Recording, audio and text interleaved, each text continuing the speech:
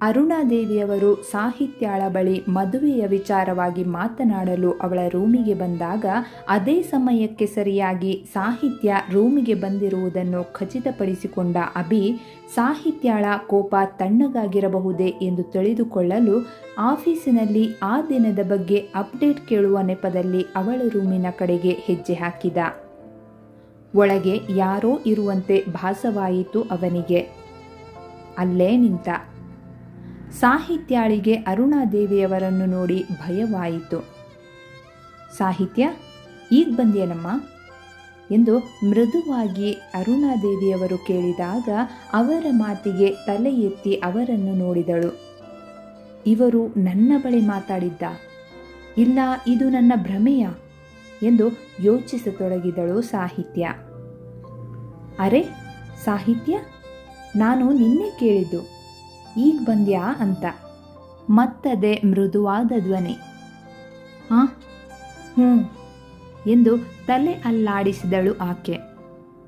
ತುಂಬ ಸುಸ್ತಾಗಿದೆಯಾ ಅನ್ಸುತ್ತೆ, ಕೂತ್ಕೋಬಾ ಎಂದು ಬೆಡ್ ಮೇಲೆ ತಾನು ಕುಳಿತು ಅವಳನ್ನೂ ಕೂರಿಸಿದರು. ಹೊರಗೆ ನಿಂತಿದ್ದ ಅಭಿ ಮಾಮ್ ಹೋದ್ಮೇಲೆ ಬರೋದೇ ಒಳ್ಳೆಯದು ಎಂದು ಯೋಚಿಸುತ್ತಾ ಹರ್ಷ ಇದ್ದಲ್ಲಿಗೆ ಹೊರಟ. ಅರುಣಾದೇವಿಯವರು ಸಾಹಿತ್ಯಾಳೆಡೆ ತಿರುಗಿ, ನೋಡಮ್ಮ ಸಾಹಿತ್ಯ, ನನಗೆ 2 ಗಂಡು ಮಕ್ಕಳೇ. ನಿನ್ನ ರೀತಿ ಹೆಣ್ಣು ಮಗು ಇದ್ದರೆ ಅವಳ ಮದುವೆಯನ್ನು ಕಣ್ತುಂಬ ನೋಡುತ್ತಿದ್ದೆ. ಅಂತಹ ಅವಕಾಶ ನನಗೆ ಸಿಗಲಿಲ್ಲ. ಆದರೆ ಈಗ ನೀನೇ ನನ್ನ ಮಗಳು ಅಂತ ತಿಳ್ಕೊಂಡಿದ್ದೀನಿ. ಇಷ್ಟು ದಿನ ನಿನಗೆ ನೋಯಿಸಿದ್ದಕ್ಕೆ ಕ್ಷಮೆ ಕೇಳ್ತಿದ್ದೀನಿ ಕಂದ. ನಿನ್ನ ಹೆತ್ತವರು ಯಾರೋ ನನಗೆ ಗೊತ್ತಿಲ್ಲ. ಅಭಿ ಅದ್ಯಾರೋ ಫ್ರೆಂಡ್ ತಂಗಿ ಅಂತ ನಿನ್ನ ಇಲ್ಲಿ ಕರ್ಕೊಂಡು ಬಂದ. ನಂಗೆ ಗೊತ್ತು ಅವನು ಹೇಳಿದ್ದು ಸುಳ್ಳು ಅಂತ. ಒಂದು ವೇಳೆ ಅವನು ಹೇಳಿದ್ದು ನಿಜ ಆಗಿದ್ದಿದ್ರೆ ನಿಮ್ಮ ಮನೆಯಿಂದ ಒಬ್ಬರಾದರೂ ನಿನ್ನ ನೋಡೋಕ್ಕೆ ಬಂದಿರೋರು. ಬಿಡು, ಅದೆಲ್ಲ ಈಗ ಕೆತ್ಕೆ ನಿಂಗೆ ಯಾಕೆ ಬೇಜಾರು ಮಾಡಿಸೋದು. ಈಗ ನಾನು ಯಾವ ವಿಷಯದ ಬಗ್ಗೆ ಮಾತಾಡ್ಸೋಕೆ ಬಂದೆ ಅಂದರೆ, ಈಗ ನೀನು ಕೂಡ ನಮ್ಮನೆ ಮಗಳಲ್ವಾ, ನಿನ್ನ ಜವಾಬ್ದಾರಿ ನನ್ನ ಮೇಲಿದೆ ನೋಡು. ಅದಕ್ಕೆ ನಿಂಗೊಂದು ಒಳ್ಳೆ ಹುಡುಗ ನೋಡಿ ಮದುವೆ ಮಾಡಿಸೋಣ ಅಂತ. ಏನಂತೀಯ? ಪೀಠಿಕೆ ಹಾಕಿದ ಮೇಲೆ ವಿಷಯ ಪ್ರಸ್ತಾಪಿಸಿದರು. ದಿಗಿಲಾಯಿತು ಸಾಹಿತ್ಯಾಳಿಗೆ. ಥಟ್ಟನೆ ಕಣ್ಣಗಲಿಸಿ ಅರುಣಾದೇವಿಯವರ ಮುಖ ನೋಡಿದಳು. ಯಾಕೆ ಸಾಹಿತ್ಯ ಹೀಗೆ ನೋಡ್ತಿದೀಯಾ? ನಾನೇನಾದರೂ ಹೇಳಬಾರದ್ದು ಹೇಳಿದ್ನಾ ಹೀಗೆ ಎಂದು ಅವಳ ಮುಖ ನೋಡಿ ಕೇಳಿದಾಗ, ನಾನಿನ್ನೂ ಮದುವೆ ಬಗ್ಗೆ ಯೋಚನೆ ಮಾಡಿಲ್ಲ ಎಂದು ಮೆಲ್ಲನೆ ಉಸುರಿದಳು. ಅರುಣಾದೇವಿಯವರ ಮುಖ ಬಿಗಿಯಾಯಿತು. ನೋಡು ಸಾಹಿತ್ಯ, ನಿನ್ನ ಯೋಚನೆ ಬಗ್ಗೆ ನಾನು ಕೇಳಿಲ್ಲ. ನಿನ್ನ ಒಳ್ಳೆಯದಕ್ಕೆ ಹೇಳ್ತಿರೋದು. ಇನ್ನು ಇಲ್ಲಿ ಎಷ್ಟು ದಿನ ಅಂತ ಇರ್ತೀಯ? ಪಾಪ ಅಭಿ, ಅವನು ಚಕ್ರವರ್ತಿ ಕಂಪನಿಗೆ ವಾರಸುದಾರ. ಅವನಿಗೆ ಎಷ್ಟು ವರ್ಕ್ ಇರುತ್ತೆ? ಅದ್ರ ಮಧ್ಯದಲ್ಲೇ ನಿನ್ನ ಕರ್ಕೊಂಡು ಹೋಗೋದು ಕರ್ಕೊಂಬರೋದು ಎಲ್ಲ ಮಾಡೋಕ್ಕೆ ಅವನಿಗೆ ಟೈಮ್ ಎಲ್ಲಿರುತ್ತೆ? ಅವನೇನು ನಿನ್ನ ಕೆಲಸದವನು ಅಂದ್ಕೊಂಡ್ಯಾ? ಅವನ ಕಾಲಿನ ಧೂಳು ಮುಟ್ಟೋಕ್ಕೂ ಯೋಗ್ಯತೆ ಬೇಕು. ಅಂಥದ್ರಲ್ಲಿ ಎಂದು ಮಾತನ್ನು ಅರ್ಧಕ್ಕೆ ನಿಲ್ಲಿಸಿ ಅವಳನ್ನು ನೋಡುತ್ತಾ, ನೋಡು, ನನಗೆ ಸುಮ್ಮನೆ ಕೋಪ ಬರಿಸ್ಬೇಡ. ನಾನು ಹೇಳಿದಷ್ಟು ಮಾಡಿದರೆ ಸರಿ. ಇಲ್ಲ ಅಂದರೆ ನಾನೇನು ಮಾಡ್ತೀನೋ ನನಗೇ ಗೊತ್ತಿಲ್ಲ. ಮತ್ತೆ ಬರ್ತೀನಿ. ಅಷ್ಟರಲ್ಲಿ ನಾನು ನೋಡಿದ ಹುಡುಗನಿಗೆ ಮದುವೆ ಆಗೋಕ್ಕೆ ರೆಡಿ ಆಗಿರಬೇಕು ಅಷ್ಟೆ ಎಂದು ದುಮುಗುಡುತ್ತಾ ರೂಮಿನಿಂದ ಹೊರ ನಡೆದರು. ಹೊರ ಹೋದ ಮೇಲೆ, ಛೇ, ನನ್ನ ಕೆಲಸ ಆಗೋವರೆಗೂ ತಾಳ್ಮೆ ತಗೋಬೇಕು ಅಂತ ಎಷ್ಟೇ ಅಂದ್ಕೊಂಡ್ರೂ ಆಗ್ತಿಲ್ಲ. ಇರಲಿ, ಇನ್ನೊಂದು ಸಾರಿ ಬಂದು ಮಾತಾಡಿದ್ರಾಯ್ತು. ಈಗ ನನ್ನ ಮಗ ಸೊಸೆ ಬಗ್ಗೆ ವಿಚಾರಿಸಿ ಬರೋಣ ಎಂದು ಚಿಕ್ಕ ಮಗನ ಬಳಿ ಹೋದರು ಅರುಣಾದೇವಿಯವರು. ಸಾಹಿತ್ಯ ಅಲ್ಲೇ ಕುಸಿದು ಕುಳಿತಿದ್ದಳು. ಸಂಜೆಯಾಗುತ್ತಿದ್ದಂತೆ ಆ್ಯಶ್ ಮತ್ತು ಸಹನಾ ಫಾರಿನ್ ಟ್ರಿಪ್ ಎಂದು ಹೊರಟು ನಿಂತಿದ್ದರು. ಮಕ್ಕಳು 4 ದಿನ ಆರಾಮಾಗಿ ಹೋಗಿ ಬರಲಿ ಎಂದು ಅಪ್ಸರಾದೇವಿಯವರು ಮತ್ತು ಅರುಣಾದೇವಿಯವರು ಒಪ್ಪಿಗೆ ಕೊಟ್ಟಿದ್ದರಿಂದ ಖುಷಿಯಾಗಿದ್ದ ಆ್ಯಶ್. ಹರ್ಷನಿಗೆ ಆ್ಯಶ್ ಮೊದಲೇ ಸಹನಾಳ ಬಗ್ಗೆ ತಿಳಿಸಿದ್ದರಿಂದ ಅಭಿಯ ಜೊತೆ ಅವನಿಗೂ ಭಯವಾಗಿತ್ತು. ಹರ್ಷ ಅಭಿಯ ಬಳಿ ಬಂದು, ಅಭಿ, ಆ್ಯಶ್ ಅವಳ ಜೊತೆ ಹೋಗಿ ಅವನನ್ನು ಅವಳೇನಾದರೂ ಮಾಡಿದರೆ ಏನೋ ಮಾಡೋದು ತನ್ನ ಭಯ ವ್ಯಕ್ತಪಡಿಸಿದ್ದ. ಅಭಿಗೆ ಸ್ವಲ್ಪ ಭಯವಿದ್ದರೂ ತೋರಿಸಿಕೊಡದೆ, ಇಲ್ಲ ಹರ್ಷ, ಈಗ ಅವನಿಗೇನೂ ಆಗಲ್ಲ. ಅವನಾಗೇ ಮುಂದೆ ಬಂದು ನಾನು ಮಾಡುತ್ತೇನೆ ಎಂದಾಗ ಅವನ ನಿರ್ಧಾರವನ್ನು ಬೇಡ ಎನ್ನುವುದು ತಪ್ಪು ಅನಿಸಿತು. ಸಾಕು, ಇಷ್ಟು ದಿನ ನಾನು ಅವನಿಗೆ ಮುದ್ದು ಮಗುವಿನಂತೆ ಬೆಳೆಸಿದ್ದು ಸಾಕು. ನನ್ನ ಅತಿಯಾದ ಮುದ್ದು ಅವನಿಗೆ ಉರುಳಾಗುತ್ತದೆ ಎಂದು ತಿಳಿಯಲೇ ಇಲ್ಲ. ಇದರಿಂದ ನಾನು ತುಂಬ ಪಶ್ಚಾತ್ತಾಪ ಪಡ್ತಿದ್ದೇನೆ ಹರ್ಷ ಎನ್ನುವಷ್ಟರಲ್ಲಿ ಗಂಟಲುಬ್ಬಿತು. ಮುಂದೆ ಮಾತನಾಡಲು ಸಾಧ್ಯವಾಗಲಿಲ್ಲ ಅವನಿಗೆ. ಹರ್ಷ ಅವನ ಕೈಯನ್ನು ಗಟ್ಟಿಯಾಗಿ ಹಿಡಿದು, ಸಮಾಧಾನ ಮಾಡ್ಕೋ ಅಭಿ, ಆಗಿದ್ದು ಆಗಿ ಹೋಯಿತು, ಮುಂದೆ ಏನು ಮಾಡಬೇಕು ಎಂಬುದರ ಬಗ್ಗೆ ಯೋಚಿಸೋಣ ಎಂದು ಸಮಾಧಾನಿಸಿದ.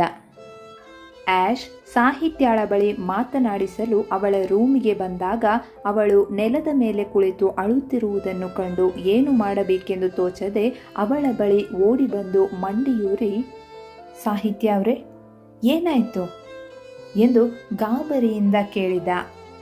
ಥಟ್ಟನೆ ಅಳು ನಿಲ್ಲಿಸಿ ಕೆನ್ನೆ ಮೇಲಿದ್ದ ಕಣ್ಣೀರು ಒರೆಸುತ್ತಾ ಎದ್ದು ನಿಂತು, ಸರ್, ನೀವ್ಯಾವಾಗ ಬಂದ್ರಿ ಎಂದು ತಲೆ ಮೇಲೆತ್ತದೆ ಕೇಳಿದಳು. ನೀವು ಅಳ್ತಿರೋವಾಗಲೇ ಬಂದೆ. ಅದು ಸರಿ, ಏನಾಯಿತು, ನೀವ್ಯಾಕೆ ಅಳ್ತಿದ್ದೀರಾ ಎಂದು ಪ್ರಶ್ನಾರ್ಥಕವಾಗಿ ಕೇಳಿದ ಆತ.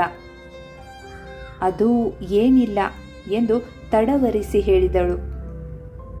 ಸಾಹಿತ್ಯ ಅವರೇ, ನಿಮಗೆ ಹೇಳೋಕ್ಕಾಗದೆ ಇರೋ ವಿಷಯ ಆದರೆ ಹೇಳಬೇಡಿ. ಆದರೆ ನೀವು ಹೀಗೆ ಅಳೋದ್ರಿಂದ ಏನಾದರೂ ಪ್ರಯೋಜನ ಇದೆಯಾ ಹೇಳಿ? ನೀವಿಲ್ಲಿಗೆ ಬಂದಾಗಿಂದ ನಿಮ್ಮ ಮುಖದಲ್ಲಿ ನಗು ಅನ್ನೋದೇ ನೋಡಿಲ್ಲ. ಪ್ಲೀಸ್ ಹೀಗಿರಬೇಡಿ. ನೀವು ಹೀಗಿದ್ರೆ ನನ್ನ ಬ್ರೋಗೂ ಬೇಸರ ಆಗುತ್ತೆ. ಅವನ ಕೊನೆಯ ಮಾತು ಕೇಳಿ ಆಶ್ಚರ್ಯದಿಂದ ಅವನ ಮುಖ ನೋಡಿದಳು. ಅಯ್ಯೋ, ಹಾಗ್ಯಾಕೆ ನೋಡ್ತಿದ್ದೀರಿ, ಸುಮ್ಮನೆ ತಮಾಷೆ ಮಾಡಿದೆ ಎಂದು ನಗುತ್ತಾ ಹೇಳಿದ ಆತ.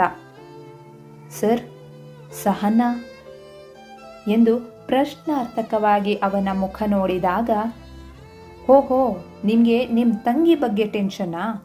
ಇವತ್ತು ನಾನು ಅವಳು ಫಾರಿನ್ ಹೋಗ್ತಿದ್ದೀವಿ, ಅವಳಿಗೆ ಚೆನ್ನಾಗಿ ರಿಪೇರಿ ಮಾಡಿಸೋಣ ಅಂತ ಎಂದು ಹುಬ್ಬು ಹಾರಿಸುತ್ತಾ ಹೇಳಿದಾಗ, ಸರ್ ಅದು ಎಂದು ಏನೋ ಹೇಳಲು ಬಾಯಿ ತೆರೆದಳು ಸಾಹಿತ್ಯ. ಸಾಹಿತ್ಯ ಅವರೇ, ನೀವು ನನ್ನ ಹೆಸರಿಟ್ಟರು ಕರೆದ್ರೆ ಚೆನ್ನಾಗಿರೋದು ಮಧ್ಯೆ ಬಾಯಿ ಹಾಕಿದ ಆತ. ಆ್ಯಶ್ ಅವರೇ, ಸಹನಾಗೆ ಏನೂ ಮಾಡಬೇಡಿ. ಅವಳನ್ನು ಕಳ್ಕೊಂಡ್ರೆ ಅಪ್ಪ ಅಮ್ಮ ತುಂಬ ಬೇಜಾರು ಮಾಡ್ಕೋತಾರೆ ಎಂದು ಹಿಂಜರಿಯುತ್ತಲೇ ಹೇಳಿದಾಗ, ನಿಮಗೆ ಬೇಜಾರಾಗಲ್ವಾ ಥಟ್ಟನೆ ಪ್ರಶ್ನಿಸಿದ ಆತ. ಕೆಳತುಟಿ ಕಚ್ಚಿ ಹಿಡಿದು ನೆಲ ನೋಡಿದಳು ಆಕೆ. ನಂಗೊತ್ತು ರೀ, ನಿಮಗೆ ಅವಳು ಅಷ್ಟು ನೋವು ಕೊಟ್ಟರು ಅವಳ ಮೇಲೆ ಬೆಟ್ಟದಷ್ಟು ಪ್ರೀತಿ ಅಂತ. ಏನು ಮಾಡೋದು, ನಿಮ್ಮ ಸ್ವಭಾವನೇ ಹಾಗೆ. ಆದರೆ ನಿಮ್ಮ ತಂಗಿಗೆ ಆ ಭಾವನೆ ಎಳ್ಳಷ್ಟು ಇಲ್ಲ ನೋಡಿ. ಅದಕ್ಕೆ ಸ್ವಲ್ಪ ಮಟ್ಟಿಗೆ ರಿಪೇರಿ ಮಾಡಿಸೋಣ ಅಂತ ಅಷ್ಟೆ. ಭಯ ಪಡಬೇಡಿ, ಅವ್ರ ಜೀವಕ್ಕೇನೋ ಅಪಾಯ ಬರೋ ಥರ ನಡ್ಕೊಳ್ಳಲ್ಲ. ಸರಿ, ಟೈಮ್ ಆಯಿತು, ನಾನಿನ್ನು ಹೊರಡ್ಲಾ ಎಂದಾಗ ಸ್ವಲ್ಪ ಸಮಾಧಾನವಾಯಿತು ಸಾಹಿತ್ಯಾಳಿಗೆ. ಸರಿ, ಹುಷಾರು ಎಂದು ಮೆಲ್ಲನೆ ಹೇಳಿದಳು. ಯಾರಿಗೆ ಹುಷಾರು? ನಾನು ಹುಷಾರಾಗಿರ್ಬೇಕಾ ಅಥವಾ ನಿಮ್ಮ ತಂಗಿಗೆ ರಿಪೇರಿ ಹುಷಾರಾಗಿ ಮಾಡಬೇಕಾ? ಹುಬ್ಬು ಹಾರಿಸುತ್ತಾ ಕೇಳಿದ ಆ್ಯಶ್. ನೀವು ಹುಷಾರಾಗಿರಿ ಎಂದೆ, ಮುಗುಳ್ನಗುತ್ತಾ ಹೇಳಿದಳು ಆಕೆ. ಓ, ನಾವಿನ್ನ ಸೂಪರಾಗೇ ಇರ್ತೀವಿ ನೋಡಿ ಎಂದು ನಗುತ್ತಾ ಹೊರಟ. ಅವನ ಎದೆಯಾಳದಲ್ಲಿ ಎಷ್ಟು ನೋವು ಹುದುಗಿರಬಹುದೆನ್ನುವುದು ಅವಳ ಅರಿವಿಗೆ ಬಂದಿತ್ತು. ಆದರೂ ಅವನ ನಗುವಿನ ಮುಖವಾಡ ಕಂಡು ಅಚ್ಚರಿಯಾಗಿತ್ತು ಅವಳಿಗೆ. ಸುಮ್ಮನೆ ಅವನು ಹೋದತ್ತಲೇ ನೋಡುತ್ತಾ ಕುಳಿತಳು. ಮತ್ತೆ ಅರುಣಾದೇವಿಯವರು ಹೇಳಿದ ಮಾತುಗಳು ನೆನಪಾದವು. ತಲೆ ಸಿಡಿಯತೊಡಗಿತು. ಮುಂದೆ ಏನು ಮಾಡುವುದು? ಮದುವೆಗೆ ಒಪ್ಪಿಗೆ ಕೊಡಲಿಲ್ಲವೆಂದರೆ ನನ್ನನ್ನು ಜೀವಸಹಿತ ಉಳಿಸುವುದಿಲ್ಲ ಎನಿಸುತ್ತಿದೆ. ಅವರು ಹೇಳಿದ್ದರಲ್ಲೂ ಒಂದು ಅರ್ಥವಿದೆ. ನಾನು ಅಭಿಸರ್ಗೆ ಅದೆಷ್ಟು ದಿನ ಅಂತ ಹೊರೆಯಾಗಿರೋದು? ಅವರ ಅಷ್ಟೊಂದು ಕೆಲಸದ ಒತ್ತಡದಲ್ಲಿಯೂ ನನ್ನ ಕಾಳಜಿ ವಹಿಸುವುದು ನೋಡಿದರೆ ತಿಳಿಯುತ್ತದೆ ಅವರಿಗೆ ನಾನೆಷ್ಟು ತೊಂದರೆ ಕೊಡುತ್ತಿದ್ದೇನೆ ಎಂದು. ಛೆ, ನಾನೊಬ್ಬಳು. ಮೊನ್ನೆ ಅವರು ನನಗೆ ನೋಯಿಸಿದರು ಅನ್ನೋ ಕಾರಣಕ್ಕೆ ನನಗೆ ಇಷ್ಟು ಬೇಸರವಾಯಿತು. ಜೊತೆಗೆ ಅವರು ಕ್ಷಮೆ ಕೇಳಿದಾಗಲೂ ನಾನು ಮೌನವಾಗೇ ಕುಳಿತೆ. ಆ ರೀತಿ ನೋಡಲು ಹೋದರೆ ನಾನು ಅವರಿಗೆ ಎಲ್ಲ ರೀತಿಯಲ್ಲೂ ತೊಂದರೆ ಕೊಟ್ಟಿದ್ದಕ್ಕೆ ಅವರು ನನ್ನ ಮೇಲೆ ಕೋಪ ಮಾಡಿಕೊಳ್ಳಬೇಕಿತ್ತು. ನಾನೊಬ್ಬಳು ದಡ್ಡಿ. ತನಗೆ ತಾನೇ ಬೈದುಕೊಳ್ಳುತ್ತಾ ಕುಳಿತಳು. ಆ್ಯಶ್ ಮತ್ತು ಸಹನಾ ಹೊರಟು ನಿಂತರು. ಇಬ್ಬರು ಗಂಡ ಹೆಂಡಿರು ಅಪ್ಸರಾ ದೇವಿ ಮತ್ತು ಅರುಣಾ ದೇವಿಯವರ ಆಶೀರ್ವಾದ ಪಡೆದರು. ಆ್ಯಶ್ ಅಭಿಯ ಬಳಿ ಬಂದು ಗಟ್ಟಿಯಾಗಿ ತಬ್ಬಿ ಐ ಲವ್ ಯು ಬ್ರೋ ಎಂದಾಗ ಅಭಿಗೆ ದುಃಖ ತಡೆಯಲಾಗಲಿಲ್ಲ. ಅದನ್ನರಿತ ಹರ್ಷ, ಏನಪ್ಪ ನಿಮ್ಮದು, ಪಕ್ಕದಲ್ಲಿ ಹೆಂಡತಿನ ಇರಿಸ್ಕೊಂಡು ಅಣ್ಣಂಗೆ ಲವ್ ಯು ಅಂತಿದೆಯಲ್ಲ, ಇನ್ನೊಬ್ಬ ನನಗಿಂತ ತಮ್ಮ ಬೇಗ ಮದುವೆ ಆಗಿ ಹನಿಮೂನ್ ಹೋಗ್ತಿದ್ದಾನಲ್ಲ ಅಂತ ಫೀಲಿಂಗ್ ಬೇರೆ, ಏನ್ರೋ ನಿಮ್ಮದು ಎಂದಾಗ ಅಭಿ ಮೆಲ್ಲನೆ ಕಣ್ಣೊರೆಸಿ ಮುಗುಳ್ನಕ್ಕ. ಉಳಿದವರೆಲ್ಲರೂ ಕಿರುನಗೆ ಬೀರಿದರು. ಸಾಹಿತ್ಯ ಮೇಲಿನಿಂದ ನೋಡುತ್ತಿದ್ದುದನ್ನು ಸಹನಾ ನೋಡಿ ಮೂತಿ ಸೊಟ್ಟಗೆ ಮಾಡಿ ಆ್ಯಶ್ ಹಿಂದೆ ಹೊರಟಳು. ಅವರು ಮರೆಯಾಗುವವರೆಗೂ ಎಲ್ಲರೂ ಅಲ್ಲೇ ನಿಂತು ಬಳಿಕ ತಮ್ಮ ತಮ್ಮ ರೂಮಿಗೆ ನಡೆದರು. ಅಭಿ ಸಾಹಿತ್ಯಳ ಬಗ್ಗೆ ತಿಳಿಸುವ ಸಲುವಾಗಿ ಹರ್ಷನನ್ನು ತನ್ನ ರೂಮಿಗೆ ಎಳೆದುಕೊಂಡು ಹೋಗಿ ಎಲ್ಲವನ್ನೂ ಚಾಚೂ ತಪ್ಪದೆ ಹೇಳಿದ. ಸಾಹಿತ್ಯ ಎಂದು ಉದ್ಘರಿಸಿದ ಹರ್ಷನ ಮುಖದಲ್ಲಿ ಕಂಡು ಕಾಣದ ನಗು ಹೊರಳಿತ್ತು. ಹರ್ಷ, ನನ್ನಿಂದ ತಪ್ಪಾಗಿದೆ ಕಣೋ, ಪಾಪ ಅವಳಿಗೆ ನೋವು ಕೊಡಬಾರ್ದಾಗಿತ್ತು. ಈಗ ಅವಳು ಮಾತೇ ಬಿಟ್ಟಿದ್ದಾಳೆ, ಏನೋ ಮಾಡೋದು. ಅಭಿಯ ಮಾತುಗಳು ಅವನ ಕಿವಿಯ ಹತ್ತಿರಕ್ಕೂ ಸುಳಿಯಲಿಲ್ಲವೇನೋ. ಅವನ ಕಡೆಯಿಂದ ಯಾವ ಉತ್ತರವೂ ಸಿಗದಿದ್ದಾಗ ಅವನ ಮುಖ ನೋಡಿದ. ಏನೋ ಯೋಚಿಸುತ್ತಿರುವವನ ಹಾಗೆ ಕಂಡಿತು. ಜೋರಾಗಿ ಅಲುಗಾಡಿಸುತ್ತಾ ಹರ್ಷ ಎಂದು ಕರೆದ. ತಕ್ಷಣ ವಾಸ್ತವಕ್ಕೆ ಬಂದ ಹರ್ಷ, ಅಭಿ ಏನು ಹೇಳಿದೆ, ಯಾವ ವಿಷಯ ಎಂದು ಕೇಳಿದಾಗ ತಲೆ ಮೇಲೆ ಕೈ ಹೊತ್ತು ಕುಳಿತ ಅಭಿ. ಹರ್ಷ ತಲೆ ಕೆರೆದುಕೊಳ್ಳುತ್ತಾ ಅಭಿ ಹೇಳಿದ ಮಾತುಗಳನ್ನು ಅಲ್ಪ ಸ್ವಲ್ಪವಾಗಿ ಕಿವಿಗೆ ಹಾಕಿದ್ದರಿಂದ, ಈಗೇನು ಆ ಹುಡುಗಿ ನಿನ್ನ ಜೊತೆ ಮಾತಾಡೋ ಹಾಗೆ ಮಾಡಬೇಕು ಅಷ್ಟೇ ತಾನೇ, ನಾಳೆ ಹೋಗು ಮಾತಾಡು ಬಾ ಅಷ್ಟೇ ಎಂದಾಗ, ಅದನ್ನು ನೀನು ಹೇಳಬೇಕಾ ನನಗೆ ಎಂದು ಹುಸಿಗೋಪದಿಂದ ಹೇಳಿದ ಅಭಿ. ಅವನ ಮಾತಿಗೆ ಅಲ್ಲ ಕಣೋ ಎಂದು ಏನೋ ಹೇಳಲು ಬಂದ ಹರ್ಷನ ಮಾತನ್ನು ತಡೆಯುತ್ತಾ, ಮುಚ್ಚು ಬಾಯ್, ನಾನಿಲ್ಲಿ ಸೀರಿಯಸ್ ಆಗಿ ಹೇಳ್ತಿದ್ರೆ ನೀನು ತಮಾಷೆ ಮಾಡ್ತಿದ್ಯಾ, ಹೋಗಿ ನಿನ್ನ ರೂಮ್ಗೆ, ನಾನು ಮಲ್ಕೋತೀನಿ, ಸುಮ್ಮನೆ ನಿನ್ನ ಜೊತೆ ಕೂತು ಟೈಮ್ ವೇಸ್ಟ್ ಮಾಡೋದ್ರ ಬದಲು ಮಲ್ಗೋದೇ ವಾಸಿ ಎನ್ನುತ್ತಾ ಅವನನ್ನೆಳೆದು ತನ್ನ ರೂಮಿನಿಂದ ಹೊರಹಾಕಿ ಬಾಗಿಲು ಹಾಕಿದ ಅಭಿ. ಹೇ ಅಭಿ ಅಭಿ ಎನ್ನುವಷ್ಟರಲ್ಲಿ ಬಾಗಿಲು ಹಾಕಿಯಾಗಿತ್ತು.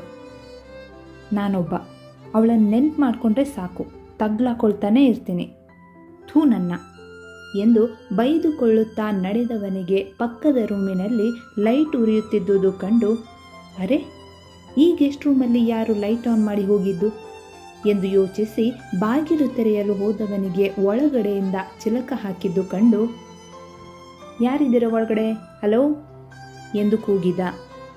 ಬಾಗಿಲು ತೆರೆಯಿತು. ಎದುರಿಗಿರುವವಳನ್ನು ನೋಡಿ ಶಾಕ್ ಆಯಿತು ಹರ್ಷನಿಗೆ.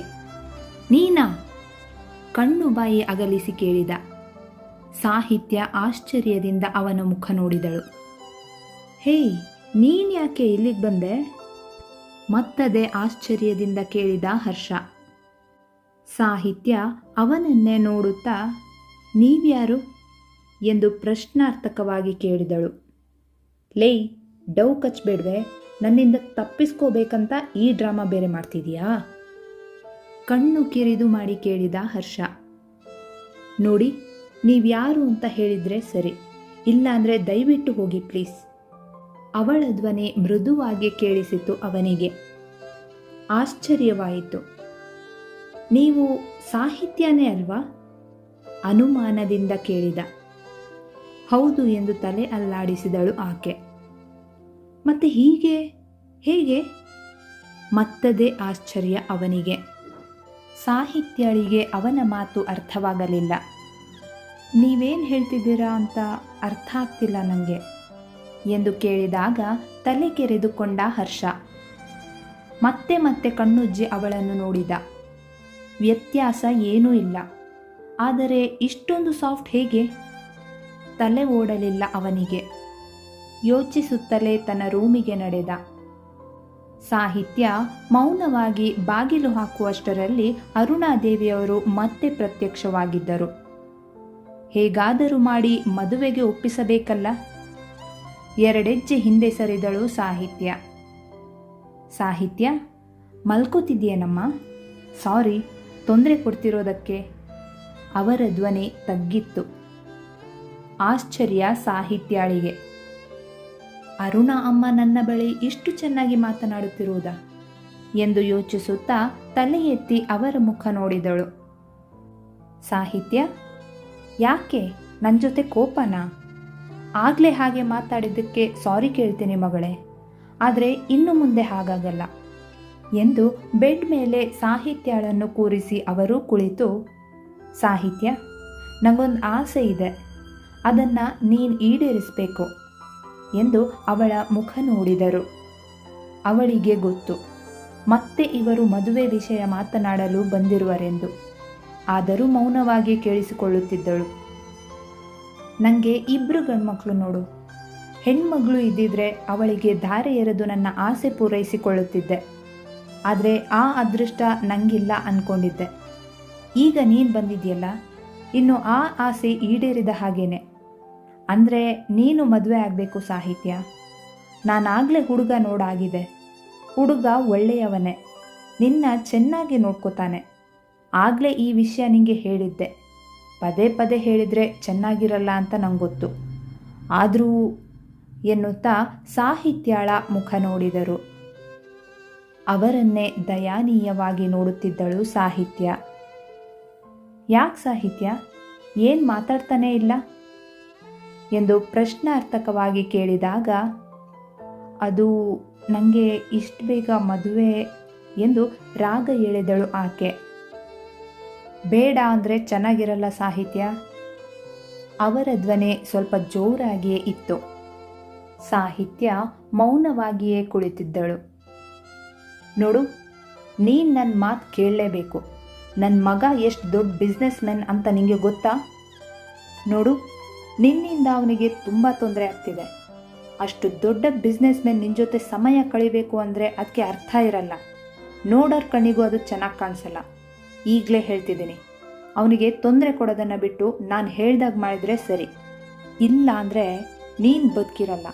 ಈಗಲೇ ಹೇಳ್ತಿದ್ದೀನಿ, ಸರಿಯಾಗಿ ಯೋಚನೆ ಮಾಡು. ನಿನ್ನ ಜೊತೆ ಸಮಾಧಾನವಾಗಿ ಮಾತಾಡೋಣ ಅಂತ ಬಂದರೆ ನನ್ನ ತಾಳ್ಮೆ ಕೆಡಿಸ್ತೀಯ ನೋಡು. ನೀನು ಅಭಿಗೆ ಅದೆಷ್ಟು ತೊಂದರೆ ಕೊಡ್ತಿದ್ಯಾ ಅಂತ ಚೆನ್ನಾಗಿ ಯೋಚನೆ ಮಾಡು, ನಿಂಗೆ ಅರ್ಥ ಆಗುತ್ತೆ. ಬೀದಿಲಿ ಇರೋರ್ನೆಲ್ಲ ಮನೆ ಕರ್ಕೊಂಡ್ಬಂದರೆ ಎಷ್ಟು ಕಷ್ಟ ಆಗುತ್ತೆ ಅನ್ನೋದು ನಿಂಗೆಲ್ಲ ಅರ್ಥ ಆಗಬೇಕು ಎಂದು ಖಾರವಾಗಿ ನುಡಿದು ಹೊರಟು ಹೋದರು. ಹೆಚ್ಚು ಹೊತ್ತು ಅಲ್ಲೇ ಇದ್ದರೆ ಯಾರಾದರೂ ಕೇಳಿಸಿಕೊಳ್ಳಬಹುದು ಎಂಬ ಭಯ ಅವರಿಗೆ. ಸಾಹಿತ್ಯ ಅಲ್ಲೇ ಕುಸಿದು ಕಣ್ಣೀರು ಹಾಕತೊಡಗಿದಳು. ಹೌದು, ಅರುಣ ಅಮ್ಮ ಹೇಳಿದ್ದು ನಿಜ. ಅಭಿಸರ್ಗೆ ನಾನೆಷ್ಟು ತೊಂದರೆ ಕೊಡ್ತಿದ್ದೀನಿ. ಅಷ್ಟು ದೊಡ್ಡ ವ್ಯಕ್ತಿ ಅವರು. ಅವರ ಮುಂದೆ ನಾನು ಏನೂ ಅಲ್ಲ. ಅವರು ನನ್ನನ್ನು ಕಾಪಾಡಿ ಈ ಮನೆಗೆ ಕರೆದುಕೊಂಡು ಬಂದು ನನ್ನನ್ನು ಇಷ್ಟು ಚೆನ್ನಾಗಿ ನೋಡಿಕೊಳ್ಳುತ್ತಿದ್ದಾರೆ. ಅವರಿಗೆ ನನ್ನ ಮೇಲೆ ಎಷ್ಟೊಂದು ಕಾಳಜಿ ಇದೆ. ಅಷ್ಟು ಒಳ್ಳೆಯ ವ್ಯಕ್ತಿಯ ಮೇಲೆ ನಾನು ಕೋಪ ಮಾಡಿಕೊಂಡೆ. ನಾನು ಕೋಪ ಮಾಡಿಕೊಳ್ಳುವುದರಲ್ಲಿ ಯಾವ ಅರ್ಥವೂ ಇಲ್ಲ. ಛೆ, ಅವರಿಗೆ ಎಷ್ಟು ನೋವು ಕೊಟ್ಟೆ. ನನಗಾಗಿ ಅಷ್ಟೆಲ್ಲ ಮಾಡಿದರೂ ಅವರು ಕೋಪದಲ್ಲಿ ನನಗೆ ನೋವು ಕೊಟ್ಟಿದ್ದಕ್ಕೆ ನನ್ನ ಬಳಿ ಬಂದು ಸಾರಿ ಕೇಳಿದ್ರೂ ನಾನು ಮಾತಾಡಿಲ್ಲ. ಅಯ್ಯೋ, ನಾನು ಯಾಕೆ ಕೋಪ ಮಾಡಿಕೊಂಡೆ ಎನ್ನುತ್ತಾ ತನ್ನ ವರ್ತನೆಗೆ ತುಂಬ ಬೇಸರ ಪಟ್ಟುಕೊಂಡಳು. ಸ್ವಲ್ಪ ಸಮಯದ ನಂತರ ಗಂಭೀರವಾಗಿ, ಅರುಣ ಅಮ್ಮ ಹೇಳಿದ್ದು ನಿಜ. ನಾನಿಲ್ಲಿ ಇದ್ದರೆ ಅಭಿಸರ್ಗೆ ಇನ್ನಷ್ಟು ತೊಂದರೆ ಹೆಚ್ಚಾಗುತ್ತೆ. ಅವರ ನಿರ್ಧಾರವೇ ನನ್ನ ನಿರ್ಧಾರ. ಆದಷ್ಟು ಅಭಿಸರ್ಗೆ ನನ್ನಿಂದ ತೊಂದರೆ ಆಗದಂತೆ ಇರಬೇಕು ಎಂದು ದೃಢವಾಗಿ ನಿರ್ಧರಿಸಿ ಹಾಸಿಗೆಗೆ ಒರಗಿದಳು. ಮರುದಿನ ಬೆಳಗ್ಗೆ ಅಭಿ ಜಾಗಿಂಗ್ ಹೊರಟಾಗ ಸಾಹಿತ್ಯಾಳ ರೂಮಿನ ಬಾಗಿಲು ತೆರೆದಿರುವುದನ್ನು ನೋಡಿ, ಇವಳು ಡೋರ್ ಓಪನ್ ಮಾಡಿ ಮಲಗಿದಾಳ ಎಂದು ಅನುಮಾನದಿಂದ ರೂಮಿನೊಳಗೆ ಹೋದ. ಸಾಹಿತ್ಯ ನಿದ್ದೆ ಹೋಗಿದ್ದಳು. ಕಿಟಕಿಯ ಬಾಗಿಲುಗಳು ತೆರೆದೇ ಇತ್ತು. ಚಂದಿರನ ಬೆಳಕು ಅವಳ ರೂಮಿನ ತುಂಬ ಹರಡಿದ್ದರಿಂದ ಅವಳ ಮುಖ ಚೆನ್ನಾಗಿಯೇ ಗೋಚರಿಸುತ್ತಿತ್ತು. ಅವನು ಅವಳ ಹತ್ತಿರಕ್ಕೆ ಬಂದ. ಅವಳ ಮುದ್ದು ಮುಖ ಕಂಡು ಅವನ ಮನಸ್ಸು ಉಲ್ಲಾಸಗೊಂಡಿತು. ನೋಡುತ್ತಲೇ ನಿಂತು ಬಿಟ್ಟ. ಯಾಕೋ ಅವನಿಗೆ ಅವಳನ್ನು ಬಿಟ್ಟು ಹೋಗುವ ಮನಸ್ಸಾಗಲಿಲ್ಲ. ಅವಳನ್ನು ಎಬ್ಬಿಸಿ ಜೊತೆಗೆ ಜಾಗಿಂಗ್ಗೆ ಕರೆದುಕೊಂಡು ಹೋಗೋಣವೆಂದುಕೊಂಡ. ಆದರೆ ಪುಟ್ಟ ಮಗುವಿನಂತೆ ಮಲಗಿದವಳನ್ನು ಎಬ್ಬಿಸಲು ಮನಸ್ಸಾಗಲಿಲ್ಲ. ಸುಮ್ಮನಾದ. ಅವಳು ಆಗಾಗ ಕಿಟಕಿಯಿಂದ ಬೀಸುತ್ತಿದ್ದ ತಣ್ಣನೆಯ ಗಾಳಿಗೆ ಮೆಲ್ಲನೆ ಕಂಪಿಸುತ್ತಿದ್ದುದನ್ನು ಗಮನಿಸಿ ಕಿಟಕಿಯ ಪರದೆ ಎಳೆದು ಕಿಟಕಿ ಬಾಗಿಲುಗಳನ್ನು ಮುಚ್ಚಿ ರಗ್ ಹೊದಿಸಿ ಹೊರಬಂದ. ಬೆಚ್ಚಗೆ ಮಲಗಿದಳು ಸಾಹಿತ್ಯ. ಅವನ ಮನಸ್ಸು ಹೂವಾಗಿತ್ತು. ಅದೇ ಖುಷಿಯಲ್ಲಿ ಇನ್ನೊಂದೆರಡು ರೌಂಡ್ ಹೆಚ್ಚು ಓಡಿದ್ದ. ಅಂದು ಬೆಳಗ್ಗೆ ನೇಹ ಅರುಣಾದೇವಿಯವರ ರೂಮಿಗೆ ಓಡಿ ಬಂದವಳೆ, ಆಂಟಿ, ರಾಕೇಶ್ ಕಾಲ್ ಮಾಡಿದ್ದ. ಇವತ್ತೇ ಅವ್ರ ಮನೆಯವರನ್ನ ಕರ್ಕೊಂಡು ಬರ್ತಿದ್ದಾನಂತೆ. ಏನು ಮಾಡೋದು ಎಂದು ಏದುಸಿರು ಬಿಡುತ್ತಾ ಕೇಳಿದಳು. ಅರುಣಾದೇವಿಯವರು ಕೂಲಾಗೆ ತನ್ನ ಸೀರೆಗಳನ್ನು ಜೋಡಿಸುತ್ತಾ, ಬರಲಿ ಬಿಡು ಎಂದರು. ಆಂಟಿ, ಏನು ಹೇಳ್ತಿದ್ದೀರಾ? ಆ ಸಾಹಿತ್ಯಾಳಿಗೆ ಬೇರೆ ಆಫೀಸ್ ಇದೆ. ಅವಳಿನ್ನೇನು ರೆಡಿಯಾಗಿ ಹೊರಟೋಗ್ತಾಳೆ. ಮನದ ದುಗುಡವನ್ನು ವ್ಯಕ್ತಪಡಿಸಿದಳು ಆಕೆ. ಇನ್ನೂ ಟೈಮ್ ಇದೆ ನೇಹ. ಅಷ್ಟರಲ್ಲಿ ನಾನು ಅವಳನ್ನು ಮಾತಾಡಿಸ್ಕೊಂಡು ಬರ್ತೇನೆ. ನೀನು ಆರಾಮಾಗಿರು ಎಂದ ಅರುಣಾದೇವಿಯವರ ಮಾತಿಗೆ, ಅದು ಮತ್ತೆ ಅಭಿಸರ್ಗೆ ಗೊತ್ತಾದರೆ?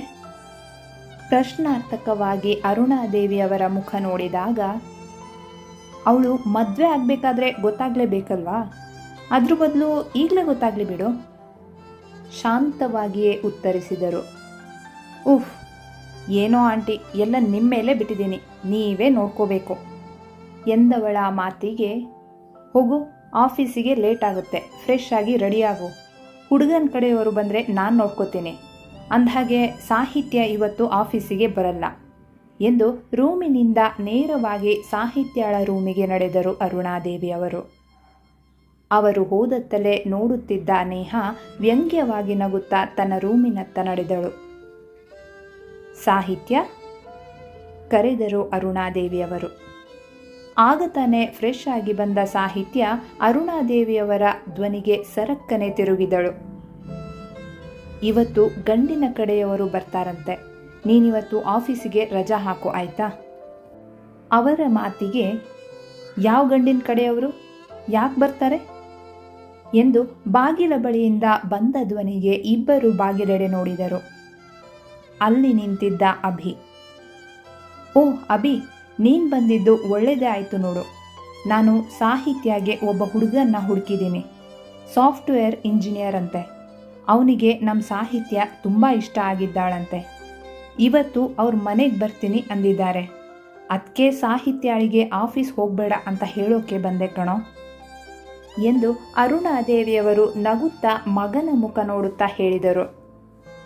ವಾಟ್ ನಾನ್ಸೆನ್ಸ್ ಮಾಮ್, ಅವಳಿಗೆ ಮದುವೆ ಮಾಡಿಸು ಅಂತ ಅವಳೇನಾದರೂ ಕೇಳ್ಕೊಂಡ್ಲ ನಿಮ್ಮ ಹತ್ರ? ಕೋಪದಲ್ಲೇ ಕೇಳಿದ. ಕೇಳ್ಕೊಂಡಿಲ್ಲ ಅಂದರೆ ಏನು ಅವಳು ಮದುವೆ ಮಾಡಿಸಬಾರ್ದು ಅಂತೇನಾದರೂ ಇದೆಯೇನೋ ಪ್ರಶ್ನಿಸಿದರು ಅರುಣಾದೇವಿಯವರು. ಅಲ್ಲ ಮಾಮ್, ಯಾರನ್ನ ಕೇಳಿ ಈ ಡಿಸಿಷನ್ ತಗೊಂಡ್ರಿ? ಮತ್ತದೇ ಕೋಪ ಅಭಿಯದು. ಯಾರನ್ನ ಯಾಕೆ ಕೇಳಬೇಕು ಅಭಿ? ಇವಳು ಇಲ್ಲಿಗೆ ಬಂದ ಮೇಲೆ ನಮ್ಮನೆ ಮಗಳು ಅಂತ ಡಿಸೈಡ್ ಮಾಡಾಯಿತು. ಅಂದಮೇಲೆ ಇವಳು ನಮ್ಮ ಜವಾಬ್ದಾರಿ ಅಲ್ವಾ? ನನಗೂ ನೀವಿಬ್ಬರು ಗಂಡು ಮಕ್ಕಳು ಇರೋದು. ಈಗ ಇವಳು ಬಂದಮೇಲೆ ನನಗೆ ಹೆಣ್ಮಗಳು ಇಲ್ಲ ಅನ್ನೋ ಕೊರಗೂ ಇಲ್ಲ. ನನ್ನ ಮಗಳಿಗೆ ನಾನು ಮದುವೆ ಮಾಡೋದ್ರಲ್ಲಿ ತಪ್ಪೇನೋ ಅಭಿ? ಒಳ್ಳೆ ಸಂಬಂಧ ಬಂದಿದೆ, ಹಾಗೆಲ್ಲ ಬೇಡ ಅನ್ನಬಾರ್ದು. ನಾನೇನು ಮದುವೆ ಆಗುವಂತ ಅವಳಿಗೆ ಬಲವಂತ ಮಾಡ್ತಿಲ್ವಲ್ಲ. ಹುಡುಗ ಒಪ್ಪಿಗೆ ಆದರೆ ಓಕೆ ಅನ್ನಲಿ, ಇಲ್ಲ ಅಂದರೆ ಬೇಡ ಅಷ್ಟೇ. ಆದರೆ ಇವತ್ತು ಅವಳು ರಜಾ ಹಾಕಿ ಮನೇಲಿರ್ತಾಳೆ ಅಷ್ಟೆ ಎಂದು ಹೇಳಿ ಇನ್ನೊಂದು ಮಾತಿಗೂ ಕಾಯದೆ ಹೊರ ನಡೆದರು. ಅಭಿಗೆ ಏನು ಮಾಡಬೇಕೆಂದೇ ತೋಚಲಿಲ್ಲ. ಅವನ ಎದೆಗೆ ಯಾರೋ ಮುಳ್ಳಿನಿಂದ ಚುಚ್ಚುತ್ತಿದ್ದಾರೇನೋ ಎನಿಸಿತು. ಸಾಹಿತ್ಯಾಳೆಡೆ ನೋಡಿದ. ಬೊಂಬೆಯಂತೆ ನಿಂತಿದ್ದಳು. ಸತ್ಯ ಕರೆದ ಅಭಿ. ತಿರುಗಲಿಲ್ಲ ಅವನ ಸತ್ಯ. ಬಹುಶಃ ಕೇಳಿಸಲಿಲ್ಲವೇನೋ. ಬೇಸರವಾಯಿತು ಅವನಿಗೆ. ಸತ್ಯ ಮತ್ತೆ ಕರೆದ. ನೆನಪಿನಾಳದಿಂದ ಹೊರಬಂದು ಅವನನ್ನು ನೋಡಿದಳು. ಅವನಿಗೆ ಏನನಿಸಿತೋ. ಅವಳ ಬಳಿ ನಡೆದವನೇ ಅವಳನ್ನು ಗಟ್ಟಿಯಾಗಿ ತಬ್ಬಿಕೊಂಡ. ಅಷ್ಟು ಹೊತ್ತು ತಡೆ ಹಿಡಿದಿದ್ದ ದುಃಖದ ಕಟ್ಟೆ ಒಡೆದು ಜೋರಾಗಿ ಅತ್ತಳು ಸಾಹಿತ್ಯ. ಸಮಾಧಾನಿಸಿದ ಅಭಿ. ಸ್ವಲ್ಪ ಹೊತ್ತು ಹಾಗೇ ಇದ್ದರು. ಅಷ್ಟರಲ್ಲಿ ಅಭಿಯ ಮೊಬೈಲ್ ರಿಂಗಾಣಿಸಿತು. ಥಟ್ಟನೆ ವಾಸ್ತವಕ್ಕೆ ಮರಳಿದ ಅಭಿ ತನ್ನ ಹಿಡಿತವನ್ನು ಸಡಿಲಿಸಿದ. ಸಾಹಿತ್ಯಾಳಿಗೆ ಅವನ ಮುಖ ನೋಡಲು ಸಾಧ್ಯವಾಗದೆ ತಲೆ ತಗ್ಗಿಸಿ ತಿರುಗಿ ನಿಂತಳು. ಅಭಿ ಏನೂ ಮಾತನಾಡದೆ ಮೊಬೈಲ್ ಹಿಡಿದು ಹೊರನಡೆದ. ಇಬ್ಬರಿಗೂ ತಮ್ಮ ವರ್ತನೆಯ ಬಗ್ಗೆ ಮುಜುಗರವಾದರೂ ಆ ಅಪ್ಪುಗೆಯಲ್ಲೇ ನೆಮ್ಮದಿ ಕಂಡರು. ಅಭಿ ಆಫೀಸಿಗೆ ಬೇಗ ಹೋಗಬೇಕಾಗಿದ್ದರಿಂದ ಬೇಗ ರೆಡಿಯಾಗಿ ಹೊರಬಂದ. ಅವನ ಗಮನ ಸಾಹಿತ್ಯಾಳ ರೂಮಿನೆಡೆ ಸರಿಯಿತು. ಸಾಹಿತ್ಯ ಕುಳಿತು ಏನೋ ಯೋಚನೆಯಲ್ಲಿ ಮುಳುಗಿದ್ದಳು. ಅವಳ ಬಳಿ ಬಂದು ಮೆಲ್ಲನೆ ಸತ್ಯ ಎಂದು ಕರೆದ. ತಲೆ ಎತ್ತಿ ಅವನ ಮುಖ ನೋಡಿದಳು. ಟೆನ್ಷನ್ ಆಗಬೇಡ, ನಿಂಗಿಷ್ಟ ಆದರೆ ಮಾತ್ರ ಓಕೆ ಹೇಳು, ಇಲ್ಲ ಅಂದರೆ ಬೇಡ. ಅವನ ಮಾತಿಗೆ ತಲೆ ಅಲ್ಲಾಡಿಸಿದಳು ಆಕೆ. ಇನ್ನೂ ನಿನ್ನ ಮುಖದಲ್ಲಿ ಟೆನ್ಷನ್ ಕಾಣಿಸ್ತಿದೆ ನನಗೆ ಎಂದು ಕೇಳಿದಾಗ ಹಾಗೇನಿಲ್ಲ ಎಂದು ಮೆಲ್ಲನೆ ಉಸುರಿದಳು. ಮತ್ತೆ ನಗುತ್ತಾನೆ? ಅವನ ಮಾತಿಗೆ ಮುಗುಳ್ನಕ್ಕಳು ಆಕೆ. ಗುಡ್ ಗರ್ಲ್ ಎಂದು ಕೆನ್ನೆ ತಟ್ಟಿದ. ಇನ್ನಷ್ಟು ನಗೆ ಬೀರಿದಳು ಆಕೆ. ಅವನ ಮನಸ್ಸು ಹೂವಾಯಿತು, ಹೃದಯ ಹಗುರಾಯಿತು. ಆಫೀಸಿಗೆ ನಡೆದ. ಸಾಹಿತ್ಯ ಅವನು ಮರೆಯಾಗುವವರೆಗೂ ನೋಡುತ್ತಲೇ ಕುಳಿತಿದ್ದಳು. ಸ್ವಲ್ಪ ಹೊತ್ತಿನ ಬಳಿಕ ಚೆನ್ನಿ ತಿಂಡಿಯ ಜೊತೆಗೆ ಸಾಹಿತ್ಯಾಳ ರೂಮಿಗೆ ಬಂದಳು. ಸಾಹಿತ್ಯ ಬೇಡವೆಂದರೂ ಅವಳಿಗೆ ತಿನಿಸಿ ಅದು ಇದು ಮಾತನಾಡುತ್ತಾ ಕುಳಿತಳು ಆಕೆ. ಅಷ್ಟರಲ್ಲಿ ಕನಕಮ್ಮ ಅರುಣಾದೇವಿಯವರು ಕೊಟ್ಟ ಸೀರೆಯನ್ನು ಮತ್ತು ಅದರ ಜೊತೆಗೆ ಮೇಕಪ್ ಬಾಕ್ಸ್ ಹಿಡಿದು ಸಾಹಿತ್ಯಾಳ ರೂಮಿಗೆ ಬಂದರು. ಅಲ್ಲಿಯವರೆಗೂ ಚೆನ್ನಿಯ ಜೊತೆ ಮಾತನಾಡುತ್ತಿದ್ದ ಸಾಹಿತ್ಯಾಳಿಗೆ ಯಾವುದೇ ಯೋಚನೆ ಇರಲಿಲ್ಲ. ಕನಕಮ್ಮ ಬಂದಿದ್ದು ನೋಡಿ ಇನ್ನಷ್ಟು ಖುಷಿಯಾದರೂ ಅವರ ಕೈಯಲ್ಲಿದ್ದ ಸೀರೆ ಮತ್ತು ಒಂದು ದೊಡ್ಡ ಬಾಕ್ಸ್ ನೋಡಿ ಮುಖ ಬಾಡಿತ್ತು. ಸಾಹಿತ್ಯ, ನೋಡು, ಸೀರೆ ತುಂಬ ಚೆನ್ನಾಗಿದೆ, ನಿನಗೆ ತುಂಬ ಚೆನ್ನಾಗಿ ಒಪ್ಪುತ್ತೆ. ಇನ್ನೇನು ಸ್ವಲ್ಪ ಹೊತ್ತಲ್ಲಿ ಹುಡುಗನ ಕಡೆಯವರು ಬರ್ತಾರಂತೆ. ನಿಂಗೆ ಇದನ್ನು ಉಡ್ಸೋಕೆ ಅಮ್ಮವ್ರು ಹೇಳಿದ್ರು, ಬಾ ಎಂದು ಖುಷಿಯಿಂದಲೇ ಕರೆದರು ಕನಕಮ್ಮ. ಚೆನ್ನಿ ಮಿಕ ಮಿಕ ನೋಡಿದರೆ ಸಾಹಿತ್ಯ ಕಿಲಿಕೊಟ್ಟ ಗೊಂಬೆಯಂತೆ ಅವರ ಮುಂದೆ ನಿಂತಳು. ಚೆನ್ನಿಯ ಕಣ್ಣಿಗೆ ಮೇಕಪ್ ಬಾಕ್ಸ್ ಬಿತ್ತು. ಐ ಎಂದು ಅದನ್ನು ಎತ್ತಿಕೊಂಡು ಕನ್ನಡಿಯ ಮುಂದೆ ನಿಂತಳು. ಅರುಣಾದೇವಿಯವರು ಸಾಹಿತ್ಯ ರೆಡಿಯಾಗಿರಬಹುದಾ ಎಂದು ನೋಡಲು ಅವಳ ರೂಮಿಗೆ ಬಂದವರೇ ಬಾಗಿಲ ಬಳಿ ನಿಂತಿದ್ದ ಚೆನ್ನಿಯನ್ನು ಕಂಡಿದ್ದೇ ತಡ ಜೋರಾಗಿ ಕಿರುಚಿದರು. ಕನಕಮ್ಮ ಮತ್ತು ಸಾಹಿತ್ಯ ಭಯದಿಂದ ಬಾಗಿಲೆಡೆ ನೋಡಿದಾಗ ಅರುಣಾದೇವಿಯವರು ಅಷ್ಟರಲ್ಲಾಗಲೇ ತಲೆ ತಿರುಗಿ ಬಿದ್ದಿದ್ದರು. ಅವರ ಕಿರುಚಾಟಕ್ಕೆ ಚೆನ್ನಿ ಹಾರಿ ಬಾಗಿಲ ಮರೆಯಲ್ಲಿ ನಿಂತಳು. ಕನಕಮ್ಮ ಮತ್ತು ಸಾಹಿತ್ಯ ಅರುಣಾದೇವಿಯವರ ಬಳಿ ಓಡಿ ಬಂದು ಅವರನ್ನು ಎಬ್ಬಿಸತೊಡಗಿದರು. ಸಾಹಿತ್ಯ ಕನಕಮ್ಮನ ಕಡೆ ನೋಡಿ, ಕನಕಮ್ಮ, ಸ್ವಲ್ಪ ನೀರು ತಗೊಂಬರ್ತೀರಾ ಪ್ಲೀಸ್ ಎಂದು ಅವಸರಿಸಿದಳು. ಕನಕಮ್ಮ ಕೆಳಗೂಡಿದರು. ಜೋರಾಗಿ ಕಿರುಚಿದ್ದು ಕೇಳಿ ಅಪ್ಸರಾದೇವಿಯವರು ಸಾಹಿತ್ಯಾಳ ರೂಮಿಗೆ ಓಡಿ ಬಂದರು. ಅರೆ ಅರುಣ, ಏನಾಯಿತು ಅರುಣಾಗೆ? ಗಾಬರಿಯಿಂದ ಪ್ರಶ್ನಿಸಿದಾಗ, ಅಮ್ಮ ಗೊತ್ತಿಲ್ಲ, ಒಮ್ಮೆಲೆ ಕಿರುಚಿ ಬಿದ್ರು, ಭಯದಿಂದಲೇ ಹೇಳಿದಳು ಸಾಹಿತ್ಯ. ಕನಕಮ್ಮನ ಕೈಯಿಂದ ನೀರು ತೆಗೆದು ಸೊಸೆಯ ಮುಖಕ್ಕೆ ಚುಮುಕಿಸಿ, ಅರುಣ ಅರುಣ ಎಂದು ಕೆನ್ನೆ ತಟ್ಟಿ ಎಬ್ಬಿಸಿದರು.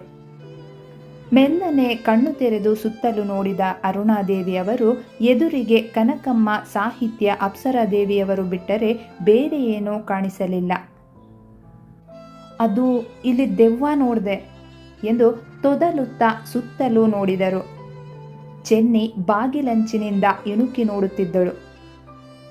ಅವಳೆಡೆ ಕೈ ತೋರಿಸುತ್ತಾ ಭಯದಿಂದ ಅಲ್ಲಿ ಎಂದು ಹೇಳಿದಾಗ ಕನಕಮ್ಮ ಅನುಮಾನದಿಂದ ಬಾಗಿಲ ಬಳಿ ಹೋಗಿ ನೋಡಿದರು. ಒಂದು ಕ್ಷಣ ಬೆಚ್ಚಿಬಿದ್ದು ತಕ್ಷಣ ಏನೋ ಹೊಳೆದಂತಾಗಿ ಸರಿಯಾಗಿ ಗಮನಿಸಿದಾಗ ಚೆನ್ನಿ ಎಂದು ತಿಳಿದು ದೊಡ್ಡ ಕಣ್ಣು ಬಿಟ್ಟು ಅವಳ ಕೈ ಹಿಡಿದೆಳೆದು, ಚೆನ್ನಿ, ಏನಿದು ನಿನ್ನ ಅವತಾರ ಎಂದು ಜೋರಾಗಿ ಕೇಳಿದಾಗಲೇ ಅವಳು ಚೆನ್ನಿ ಎಂದು ಎಲ್ಲರಿಗೂ ತಿಳಿದದ್ದು. ಒಂದಿಂಚು ದಪ್ಪಗೆ ಬರುವಷ್ಟು ಮುಖಕ್ಕೆ ಕ್ರೀಮ್ ಹಚ್ಚಿ ಅದರ ಮೇಲೆ ಪೌಡರ್ ಸುರಿದು ಹುಬ್ಬು ಕಾಣಿಸುತ್ತಿಲ್ಲವೆಂದು ಐಲೈನರ್ ತೆಗೆದು ಉದ್ದುದ್ದಕ್ಕೆ ಬಳೆದು ಮತ್ತೆ ಹುಬ್ಬು ಆಗಿರುವುದಲ್ಲ ಎಂದು ಅಡ್ಡಡ್ಡಕ್ಕೆ ಎಳೆದು ವಿಕಾರವಾಗಿ ಮಾಡಿ ಹಾಕಿದ್ದಳು. ತುಟಿಗೆ ಕಡು ಕೆಂಪು ಬಣ್ಣದ ಲಿಪ್ಸ್ಟಿಕ್ ಹಚ್ಚಿ ಅರ್ಧ ನುಂಗಿ ಸಾಲಿಲ್ಲ ಎಂದು ಇನ್ನಷ್ಟು ಉಜ್ಜಿಟ್ಟಿದ್ದಳು. ಅದರ ಜೊತೆಗೆ ಬನಾನಾ ಕ್ಲಿಪ್ ತೆಗೆದು ತಲೆಗೆ ಹೇಗೆ ಹಾಕಿಕೊಳ್ಳಬೇಕೆಂದು ತಿಳಿಯದೆ ಎದುರುಗಡೆ ಒಂದಿಷ್ಟು ಕೂದಲು ಎಳೆದು ಹೇಗೋ ಒಂದು ಸಿಗಿಸಿದ್ದಳು. ಅದು ಕರೆಂಟ್ ಶಾಕ್ ಕೊಟ್ಟಂತೆ ಎದ್ದು ನಿಂತಿದ್ದವು. ಅಪ್ಸರಾ ದೇವಿಯವರಿಗೆ ಅವಳ ಅವತಾರ ನೋಡಿ ನಗು ತಡೆಯಲಾಗಲಿಲ್ಲ.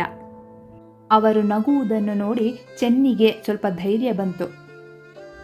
ಹಿಹಿಹಿ ಎಂದು ಲಿಪ್ಸ್ಟಿಕ್ ಹಚ್ಚಿ ಕೆಂಪಗಾಗಿರುವ ಹಲ್ಲು ತೋರಿಸಿದಳು. ಚೆನ್ನಿ, ನಿನ್ನೆ ಕೇಳಿದು ಏನಿದ್ ನಿನ್ ವೇಷ ಎಂದು ಮತ್ತೆ ಕನಕಮ್ಮ ಕೋಪದಿಂದ ಕೇಳಿದರು. ಅಮ್ಮಿ, ನಾನು ಚೆನ್ನಾಗಿ ಕಾಣ್ತಿದ್ದೀನಿ ಅಂತ ನಿಂಗೆ ಹೊಟ್ಟೆ ಉರಿತೈತೇನೋ ಅಲ್ವೇ? ಇವೆಲ್ಲ ಹೇಗೆ ಹಾಕೋಬೇಕು ಅಂತ ನಿಂಗೆ ಎಲ್ಲಿ ಗೊತ್ತಾಗುತ್ತೆ? ನೋಡು, ನಾನೆಷ್ಟು ಚೆನ್ನಾಗಿ ಹಾಕಿದ್ದೀನಿ ಅಂತ ನಂಗೆ ಹೆಂಗೆ ಗೊತ್ತಾಯ್ತು ಅಂತ ಯೋಚನೆ ಮಾಡ್ತಾ ಇದೆಯಾ?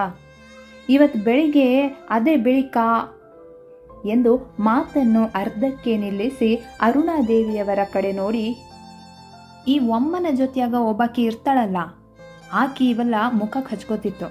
ಆಕಿ ಅದೆಷ್ಟು ಹಚ್ಕೊಂಡ್ಲು ಅಂದ್ರ ವ್ಯಾಕ್ ನೋಡೋಕ್ಕಾಗಿಲ್ಲ ಆಕಿನ. ಆದರೆ ನಾನು ಹಾಗೆಲ್ಲ ಜಾಸ್ತಿ ಹಾಕಲ್ಲ, ಈಟೇ ಹಾಕೊಂಡೆ ಎನ್ನುತ್ತಾ ಹಲ್ಲು ಗಿಂಜಿದಳು. ಅರುಣಾದೇವಿಯವರು ತಲೆಯ ಮೇಲೆ ಕೈ ಹೊತ್ತು, ಮೊದಲು ಇವಳನ್ನ ಇಲ್ಲಿಂದ ಕಳಿಸು ಕನಕಮ್ಮ, ನನ್ನ ಕೈಲಿ ನೋಡೋಕ್ಕಾಗ್ತಿಲ್ಲ. ಇವಳಿಂದ ಇವತ್ತು ನನ್ನ ಬದುಕಿ ಉಳಿದಿರೋದೇ ಹೆಚ್ಚು ಮಾತನಾಡಲು ಶಕ್ತಿ ಇರಲಿಲ್ಲ ಅವರ ಬಳಿ. ಇಲ್ಲದಿದ್ದರೆ ಚೆನ್ನಿಗೆರಡು ಏಟು ಬೀಳುತ್ತಿತ್ತೇನೋ. ಕನಕಮ್ಮ ದೊಡ್ಡ ಕಣ್ಣು ಬಿಟ್ಟು ಚೆನ್ನಿಯನ್ನು ನೋಡಿದರು. ಈ ಒಮ್ಮ ಬೇರೆ ಎಂದು ಗೊಣಗುತ್ತಲೇ ಹೊರ ನಡೆದಳು ಚೆನ್ನಿ.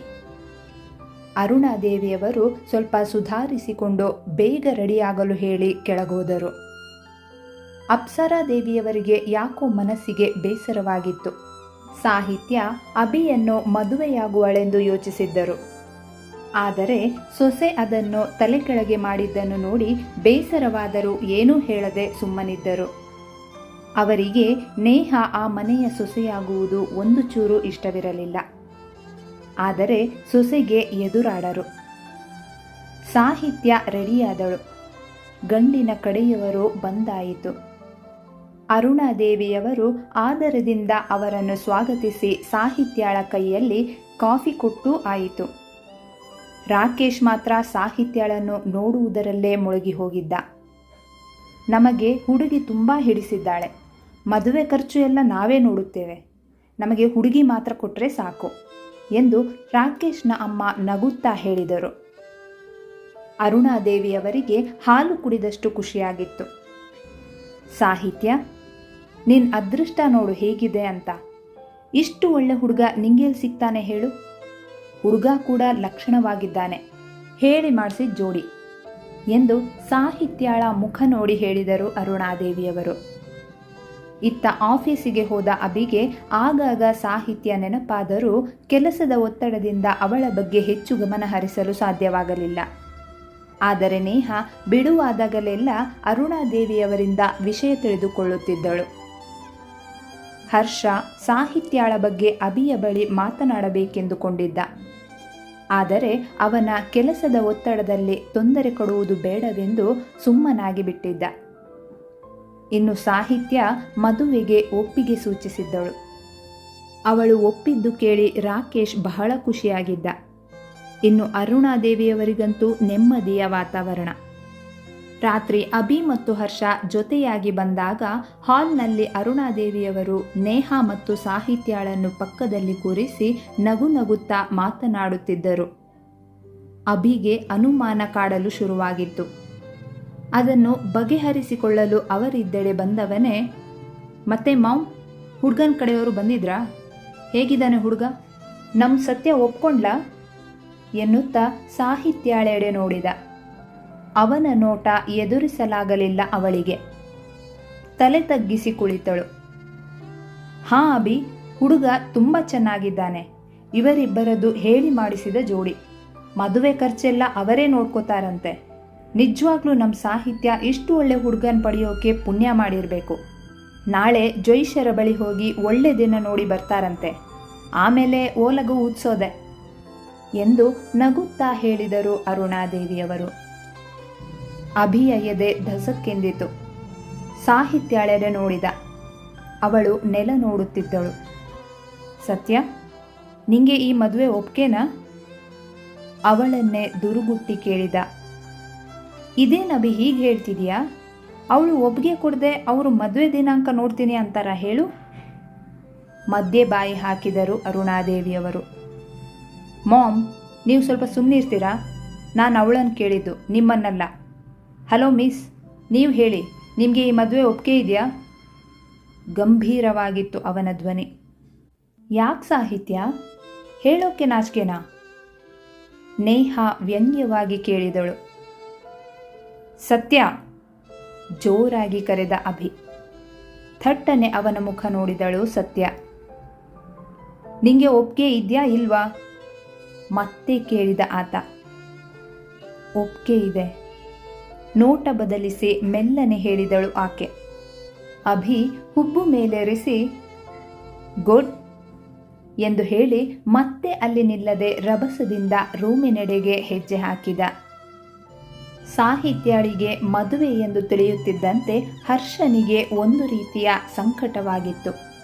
ಅವನು ತನ್ನ ನೋವನ್ನು ನುಂಗಿ ಅಭಿಯ ಹಿಂದೆ ನಡೆದು ತನ್ನ ರೂಮು ಸೇರಿದ.